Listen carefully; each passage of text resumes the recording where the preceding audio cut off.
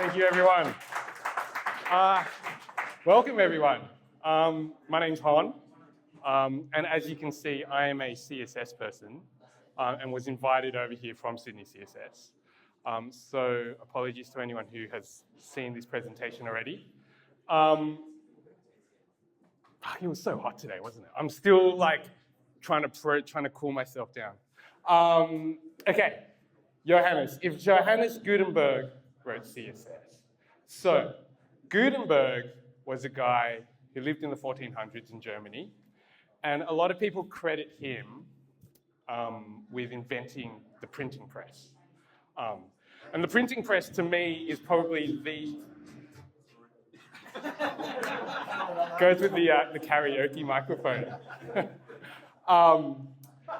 The Gutenberg printing press, to me, is the most important invention that humans have ever done. Like, fuck penicillin, fuck, whatever, right?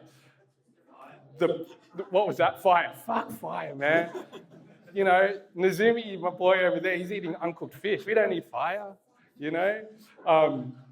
The print press, right, is the most important thing that humans have ever done, because it meant that knowledge and information, and we all know this because we're all in IT and we're all in the internet, the transfer of knowledge is what makes us amazing and is what has pushed us to be who we are, for better or worse, right?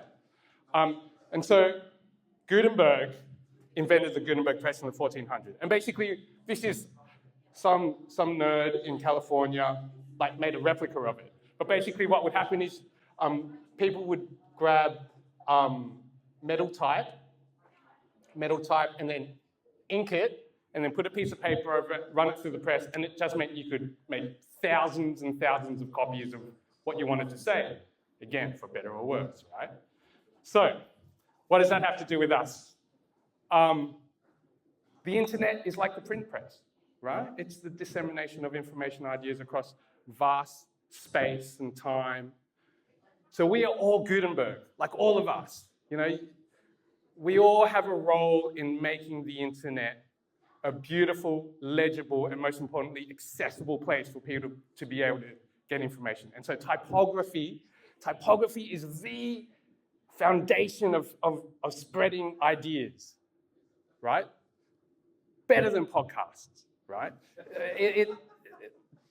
Typography is what we have had since we were able to put, I don't know, get a stick and write in sand, right? So we are all Gutenberg. So that's why I think I love design, by the way. I started off as a designer. Graphic design to me is like a passion, and it's what I've committed my life to because I see the importance of it. I see how important it is. It's like we all know how to speak verbally. We all need to learn how to speak visually as well, and that's what graphic design is, okay? So that's why I'm on my evangelical learn good typography so that we can all communicate better with each other. So I've only given this presentation once. It was to a bunch of CSS people who know CSS. So I don't know where we should go with this. There's kind of like 3 versions that I think I could do. I could do like hey, here are some basic ideas of typography, and you guys take that and do with it what you will. There's like a very CSS-heavy version I could do, where we kind of dig into the CSS of it. I didn't do that for the CSS group because I figured they already know that. Or we could do a mix of both. So I'm not sure. You guys don't have to decide now, but there will be little waypoints where I'm like, do you want me to keep talking about this or move on, right? Yeah. You guys all know Flying Lotus, the musician, the producer? Anyway, he did a show at the Opera House, and he was like, I've got 2 sets. I've got the sitting down set or the standing up set. Which one do you want? And I was like, I'm 40, dude. I want that sitting down set. And everyone around me is like, no, we want the standing up set. Anyway, this is up to you. It's like choose your own adventure. Okay, so brief outline. We're going to go through what is typography. Typography can be quite... People talk about typography all the time, right? Blah, blah, blah. And people are like, what is that? It's really simple kind of idea. From there, we'll go into kind of letter forms, the grid, and then hierarchy. So this is kind of all around front-end work that you guys might be doing around web apps or websites or your mum's flyer for her choir, right? Like this is all kind of like that front-end stuff that that we all need to do. Even though you may think you don't need it, everyone's got to make a birthday invitation for their niece, or everyone's got a mate who's like, hey, I heard you make websites and I'm in a band, can you make us a band website? Like, so this is, you know, and just in life, everyone needs this shit, right? Just to be humans who want to communicate clearly with each other. Okay, so what is typography? Type is the visualization of our language. That's the official definition. That's, you know. But what does that mean, right? So I started this talk and I went, welcome, and I'm doing my best, my absolute best to be kind of approachable and warm and make you guys feel really good and make you want to be like, oh, this guy's kind of interesting. I want to listen to what he says, right? Washed my hair last night. Like, I've done everything I can to kind of make a good impression for when I say that first welcome, right? But can you imagine if I went up to you guys and I whispered in your ear and I just went, welcome. Like, super creepy. Like, not cool. You guys would be like, oh, fuck, I got to get out of here. Same word, same letters, but with body language, with sound, with tone, completely different meaning. Now, as graphic designers and as designers, we don't have that luxury of washing our hair. We don't have that luxury of whispering or being gregarious or smiling. All we have is type. And the way that we communicate and the way that we impart meaning into that word welcome is all based on typography. That's all we have. It's taking sound and mannerism. You know, I'm using a lot of gestures at the moment. That's just kind of how I talk anyway. But, you know, taking sounds and mannerisms and turning them into shapes. I've taken this example from my mate Fabian, who is here, right at the back. Yeah, I work with Fabian. He's an amazing kind of front-end designer dude, and I've learned heaps from him. And he had this great example. Free toys. You see that in the suburbs of Sydney all the time. I think lately I've seen a lot of like neighborhood library, and then you go in and it's like yoga for 50-year-olds or whatever. Like, there's never anything that you want in those lives. But anyway, free toys, we see that all the time, right? Fine, you know, free toys. Not so great.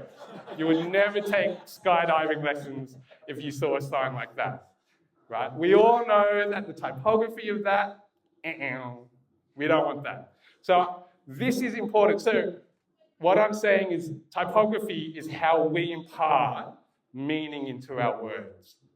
And we all need to know that, right? We all need to know that. It may seem silly, but it's like as young children, we learn how to speak, and we learn how to be rude or polite or be smiley or surly or whatever. We as adults need to learn this stuff as well, right? Especially because we are all Gutenberg. We are all responsible for how the internet works and how the internet communicates and how accessible the internet is for people who may not be able to kind of get access to information. So that's typography.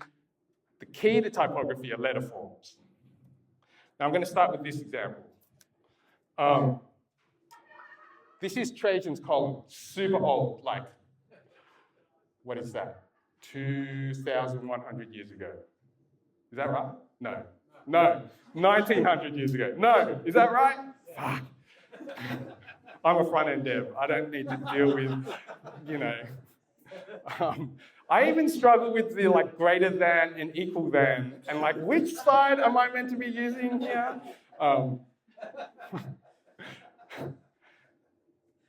This is Trajan's column, built by the Romans. You can see here, in here are like inscriptions of letters. And these are the letters. It was hand chiseled with a hammer and chisel, right? And you can see here these lines, what we call serifs, that's kind of markings from the chisel, right? You kind of have to set a guide. Yeah, you mark out kind of where you want to go, and then you can, and the Romans, being the Romans, kind of perfected that and actually incorporated those chisel marks into the letter form themselves, right? And this looks like a Nirvana t-shirt, doesn't it? Like we haven't changed anything. Like those letter forms are embedded in kind of our visual language, right? Serifs. These are what serifs are, these lines. That one. If they had a sound, it would be. As a kid, I loved Dougie Fresh. You guys all know Dougie Fresh? Yeah, and I used to like try to beatbox all the time. Rahzel, remember when that Rahzel song came out? When he was like, if your mother only knew. Anyway. Okay, so serifs, even though we may not know the history of serifs, even though we may not know that they were formed by hand and chisel by the Romans, we kind of just know when we see fonts like this that they're kind of important and that they're old and they're classic and that they, you know, like, you don't just chisel shit in stone if it's not important, right? You know, like you chisel shit because you want it to last a long time. And so when we see these fonts, even though we don't know that history, we just know that this is important. This is why newspapers use serifs all the time, right? Because they're trying to impart knowledge, importance, gravitas, truthfulness, expertise. You know, The Guardian, Sydney Morning Herald, serifs. New York Times, serifs, right? Body copy, serifs. Headline, serifs. The masthead, nib pen, again, but, you know, a reference to that handwritten, handcrafted letter forms. Important. The Nanny, Fran Drescher. This is, you know, standing strong with the Hollywood strikes, which are going on at the moment. I did a quick search. The Daily Mail, no serifs, right? I don't have, my computer's not connected to the internet, but yeah, the Daily Mail, no serifs, right?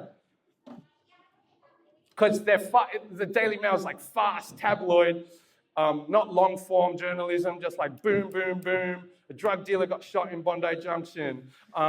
Vanessa Amorosi, people don't even know who she is because I'm from the 90s.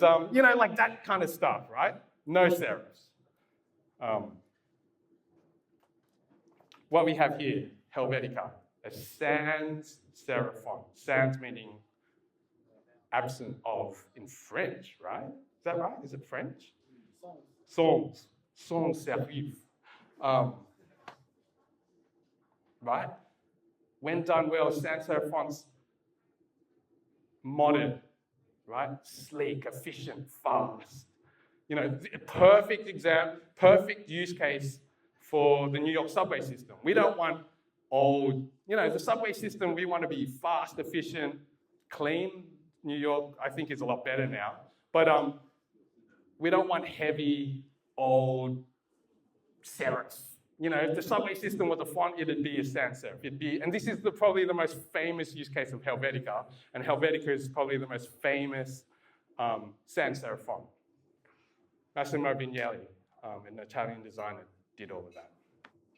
So, I want you folks to think, just if you folks need to choose a font, just at least, you know, instead of just going default font or whatever, just at the very least decide, is it serif or should it be a sans, depending on the message and the tone of voice that you want to impart. At the very least. And that will go a ways in communicating. That's like if we stopped it there, that would be all you would need to communicate what you wanted to say accurately. Like so much better than if you hadn't thought of that. Okay, into the CSS. This is where we go, do you want the standing set or do you want the old man set? This is the CSS. If people don't understand this, we can go through it. Or we can go through it very quickly, or we can go in depth. I don't know. Who wants me to go through each property? Okay, sorry, man. We're not. Who wants me to go through this at all? 1, 2 people. I don't know, man. Font family is the name. So when you choose your font, when you decide, oh, I'm going to use a Serif font, I'm going to use a Sans font, and then you spend like 12 hours of client time just like looking at pretty type, and then you finally land on one. And then you need to implement it. This is how you implement it in the CSS, right? And so the very first thing you should do really is save it. Save it on your server, save it in your repo, save it in your project, right? I've chosen a font called Gutenberg. This is the last project I worked on. It was for the Manchester International Festival. That's why I've just grabbed that code. It's not a particularly, it is a nice font, but I didn't choose this because it's like, you should use this font, right? And so we've got, and we've saved it. And this is where we outline where we saved it. So this local is, hey, if your visitor so happens to have this font on their machine, use that font.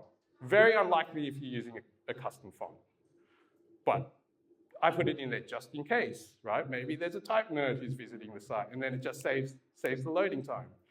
If not, then I go, hey, here's a WAF2 version or format of the font. That's the file. WAF2 is the format. Fairly new. And if their browser can't load a WAF2 version, then just fall back to like the old school WAF file format of that type. So that's the first thing you should do. Second is give it a name. I obviously call it Gutenberg because it's easy, but you could name that anything you want. You could name that my awesome font, right? You can name, that's like almost like a variable. And so whenever you want to call up that font, you just use that variable, that name. It can be anything. Font weight is light, bold, blah, blah, blah. You can use those terms. I think it goes hairline, thin, light, regular, medium, semi-bold, bold, super fat. Or you can use numbers.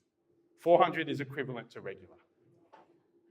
Font style makes sense. And then font displays, fallback. This one's interesting. We had a chat about it last time. There's a few different things here, but basically, fallback means, do you want the standing set? Do you want me to go through this? The fallback? Yes? Okay. Yeah? Cool. Okay, so when a visitor loads up your website, it needs to make a call to the server, right? We all know that. And as part of that call, it needs to go, what fonts do I need to look at this website? Now, fonts can sometimes take a few seconds to load. No, not a few seconds. I'm exaggerating. A second, half a second, I don't know. A little time, right? And so what happens is with fallback, it goes, hey, I'm not going to load any content for half a second because I'm going to spend half a second trying to find that font. And then if I find that font within half a second, I'm going to load the content. So there's kind of like, not even half a second, it's negligible. But if I can't find that font, I'm going to load the content anyway, but I'm going to use a default font. I'm going to choose a font for you, right? So fallback is a great property to put into your CSS for performance. Also, Google Lighthouse loves this, right? So if you want that green circle, fallback or swap, like do that. And then, yeah, and as I said, when you need to use the font, you just call it font family, Gutenberg, which is the name up there. As I said, that could be Hon's Amazing Font, and then you put Hon's Amazing Font there. And then these are fallbacks. If we can't get Gutenberg, then it'll go to Arial. If it can't go to Arial, then it'll choose any system sensor font. That's the party set. Okay, my favorite type boundaries. There's a bunch of them. Take a photo if you want. Spend hours going through them because I have amazing stuff. Really big, they're really big ones. Like commercial type is like a, I don't know, multi-million-dollar business. Maybe not. Maybe I'm giving typographers too much credit. A $10 business. But then you have like individual people like Margot Levesque or Pangram. You know, they're like a $2 business. Like a cottage industry, but make beautiful, beautiful typefaces. Beautiful typefaces. And this one's interesting. Pangram is named after a pangram, which is like a sentence that uses every character in the English alphabet. So the most famous one being... The quick brown fox jumps over the lazy dog. Yes, the quick brown fox jumps over the lazy dog. Jumps is what gets... If you don't put the S at the end of the jumps, if you go jump, then you don't get an S in your... and it's not a pangram. Keep that in mind. I think Google used one around druids and wizards or something. Okay. So what we're going to do is we are going to typeset together, right? Do you remember, do you guys love Crowded House? I grew up in Australia, so I love Crowded House. And there's this really famous set that everyone talks about where they like wrote a song with the crowd, right? Like people still talk about, oh yeah, I was there at the ESPY in St Kilda when Neil Finn and all that, we all wrote a song together. Which is bullshit, because everyone says that, and there's no way it could have fit everyone. But that's what we're going to do. We're going to get a pie recipe, and we're going to set it in type together, right? So, this is the markup. Actually, this is the no markup. This is just the text put into an HTML boilerplate, but with no markup. Comes out like this. We all know that. With markup, we're starting to kind of get into kind of some things. Unordered lists, an H2. I've called it Hon's Amazing Beef and Thyme Shepherd's Pie, but that's a lie. That's Burke Street Bakery's Amazing Beef and Thyme Shepherd's Pie. Okay, so the first thing we need to do is choose our letter forms. What, is this a sans serif pie or is this a serif pie?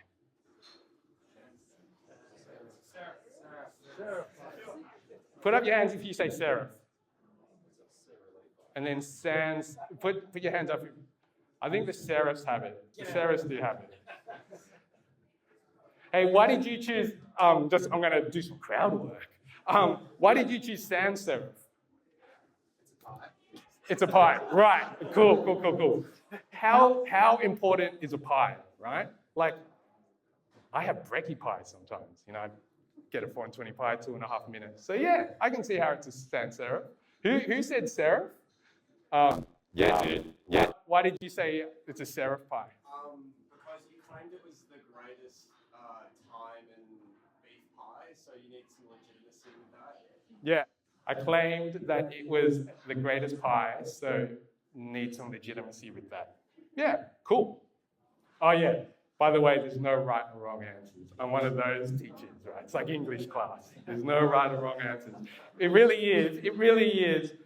If you were going to put this internet on the recipe, if you were going to put this recipe on the internet, it's your decision. It's like, what do I want to convey? Do I want to go, hey, it's a pie. Quick, easy, get it in your gob, super delicious, or it's legitimately the best pie in the entire world, right? You choose.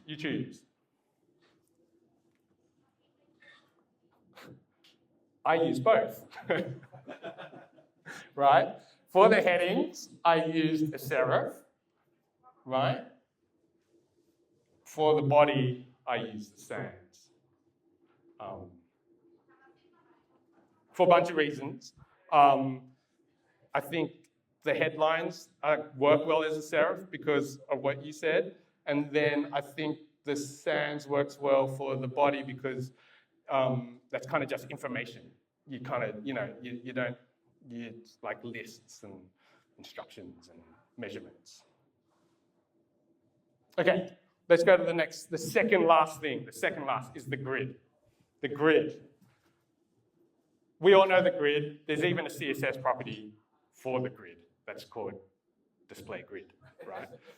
That's how important the grid is. Like the grid is so important to graphic design and conveying information that before there was the grid, people were so desperate to have the grid on the web that they used tables. Like, they used a format that's used for tabular data just to organize their page. That was how desperate everyone was for the grid. And then Flex came, and we all used Flex for the grid, and now there's grid. The grid has been with us since day dot, even though the technology to build for it hasn't. So we use the grid for these two reasons. These are the two most important reasons. Create hierarchy of information. These two are linked. If there's no hierarchy of information, you get this shit. You get that shit. That's illegible. No one is going to make your pie. No one is going to read that, right? If you have something that you want people to read, don't do this, right? No one will read it. It's like making music and then putting it on, I don't know, singing into your head. You know how your headphones can act as a contact mic? Like singing into your headphones and recording it on tape. No one is going to listen to it, right? It could be the best music in the world. No one's going to listen to it. This could be the best recipe in the world. Do not do this. Use the grid, right? Use the grid. The other thing is, with the grid, you will be able to work in less time, right? Because it gives you structure to place things on the page. You're not guessing. You're not making stuff up. You're like, oh yeah, there is a proper grid. Like this, I'm going to show you this. I use the grid for everything that I do. Everything. 1, 2, 3, 4, 5. There's 5 lines of text here. Even for 5 lines of text and a pop-up window saying that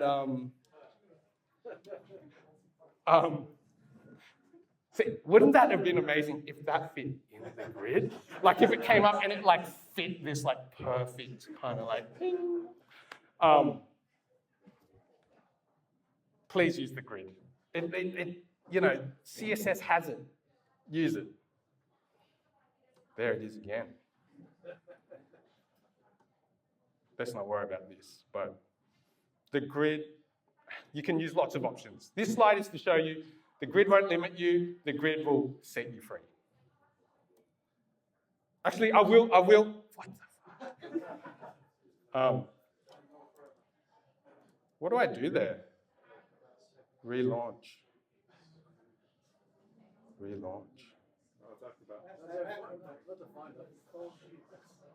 Force quit, yes.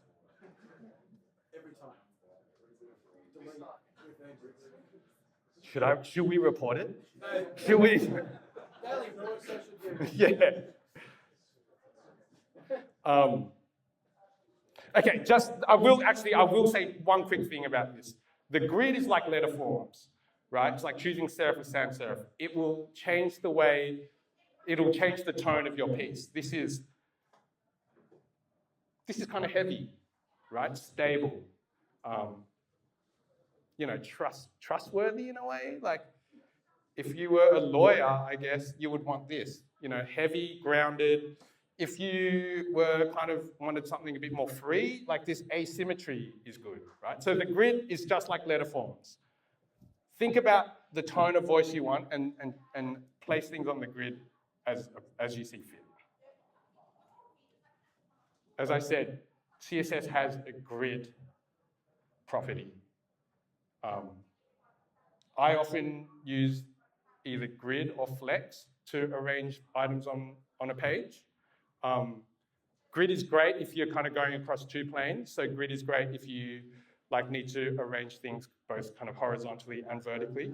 Whereas flex is kind of great just to kind of across like a single plane. So say a nav, right? If you just have like nav items, your logo, about us, contact, access, recipes. Like that's great for flex because it's just across one plane. But for a page where you kind of got stuff that way and this way, grid is better. This can seem a bit opaque, but basically what this is saying is we want 12 columns. So we want 1 column of 1 fraction unit. So one way to write this is just to go 1 FR, 1 FR, 1 FR, and do that 12 times, and you'll get 12 equal columns. This is shorthand for that. That can be a little bit opaque, but that's what MDN web docs are for, I guess. Can I just say, do you know how hard it is to format code in InDesign? Like, I had to like select each color, highlight display, turn it into a certain color, and then like change grid. Like, it is fucking tedious. Use VS Code. And take a screenshot. I should have done. You can actually cut and paste and put it into your other project. Oh, Sharky's telling me if you do it in VS Code, cut and paste and put it into other projects, it'll preserve the formatting and the color. It was so hot today, wasn't it? It's hot here, so I'm just reminded, like, it's like no escape. 21 degrees tomorrow, I think it's going to drop to. Okay, here is the grid in action for our recipe. So it hasn't changed the look of the recipe, but we've put a grid on there. We've laid the foundation. 4 more minutes, I think. You'll notice actually I'm using a 26 column grid. And the reason is because I love a 24 column grid. 24 is great because it's divisible by, see, I do know maths. It's divisible by 2. Shit, is it divisible by 3? Yes, it's divisible by 2, 3, 4, 6, 8, right, 12, which I guess is divisible by 2 as well, right?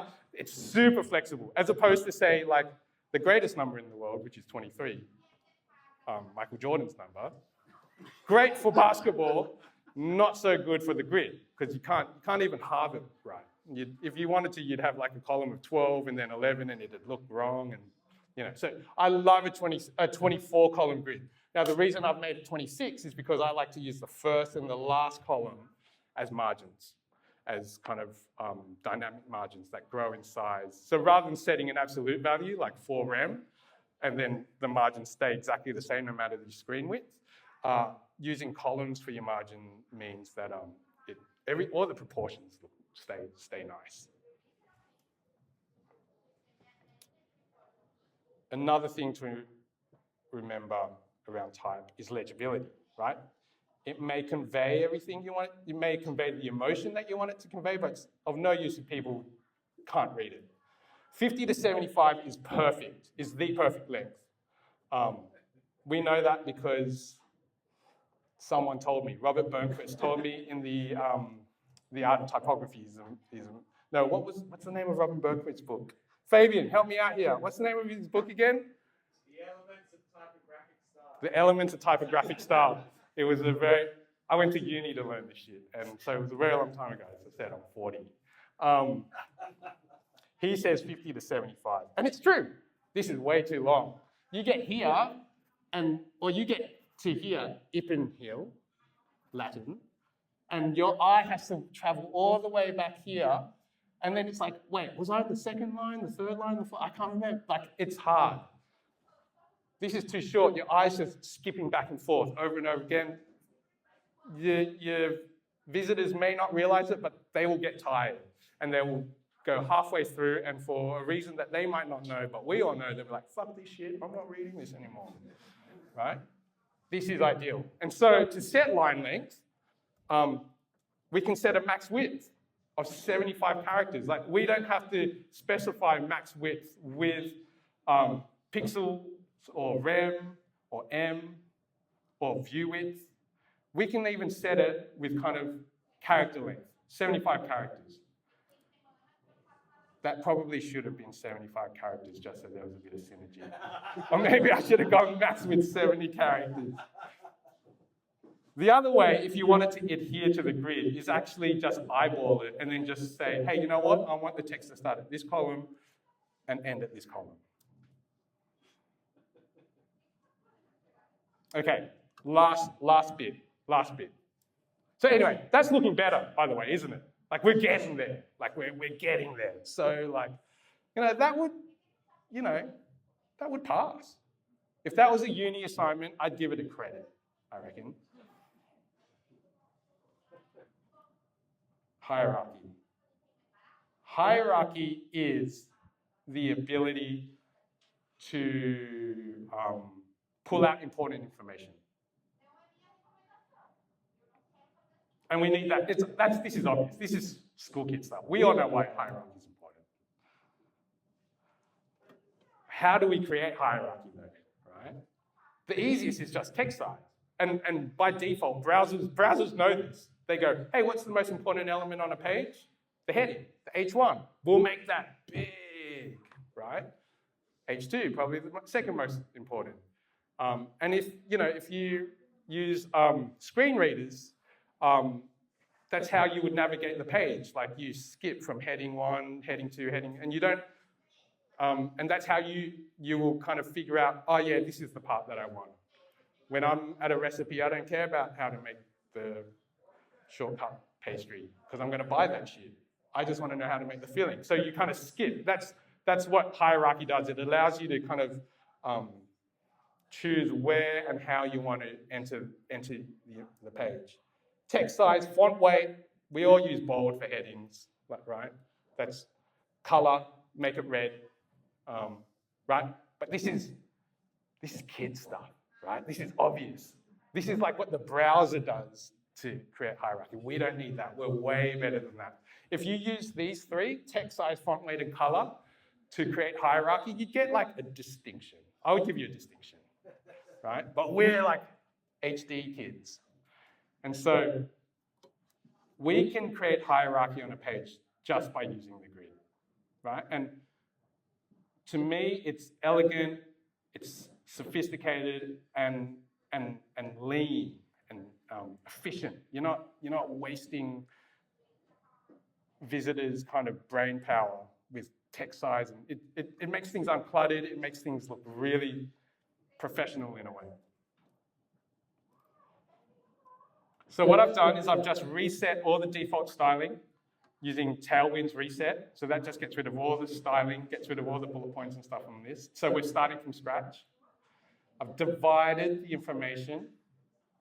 And then this is like, Crowded House is like, we wrote, what's their most famous song? Don't Look Back in Anger. Is that Crowded House? That is. No, that's Oasis. Hey now, don't dream it's oh. Anyway, this is, what you're going to see now is the dream it's over of recipe designs, right? Just using the grid that I'm going to say we all had a hand in creating. And so you can see here how we have separated the information without using anything other than the grid and type. We're only using typography to create a really clear, systematic, easy to understand, and expressive recipe. So, now that we've done that, I'll go to, I think this is my last slide.